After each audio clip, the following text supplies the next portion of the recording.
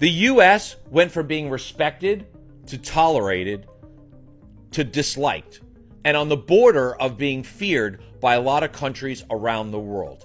And there's no proof better than the fact that the United Nations and NATO is trying to apply sanctions to the United States for their actions and aggression towards Greenland. In case you weren't aware, NATO and the United Nations were formed in part by the United States. They are the founding fathers of those two groups to help prevent a World War III, to establish rules and balance and checks that would help the world work together as a team. And those world leaders are now looking at the United States as being a threat to democracy and global peace. And that is because of the Tangerine Twat Waffles, late night raids, and wild actions and beliefs that he somehow is owed everything under the sun that he can touch.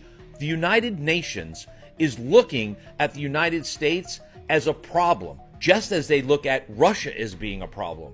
Now, if we can't work with other countries the way that we're all supposed to, then that means the economic growth and prosperity of the United States is in jeopardy, because we take in raw goods from so many other countries, and Canada and the Canadian Prime Minister have gone to the world stage to tell the United States that they are no longer interested in doing business with you anymore.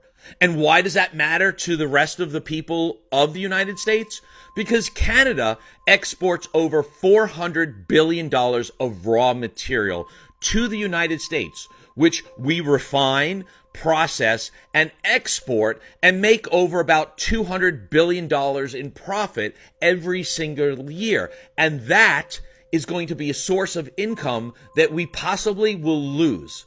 So putting aside the fact that Canada is one of our greatest allies, who has jumped into almost every war that we've ever been involved in to help protect the borders of the United States and the democracy that we're trying to spread across the world, but Canada openly taking trade deals with our competitors and other countries shows that not only is Canada tired of the United States, but the Prime Minister of Canada openly admitted that they're tired of waiting and hoping that democracy would be restored within the United States. They have come out and said flat out, we can no longer wait for the hopes of rational thinking or logic and reason to be bestowed back onto this partner of ours. They have decided they would rather do business with China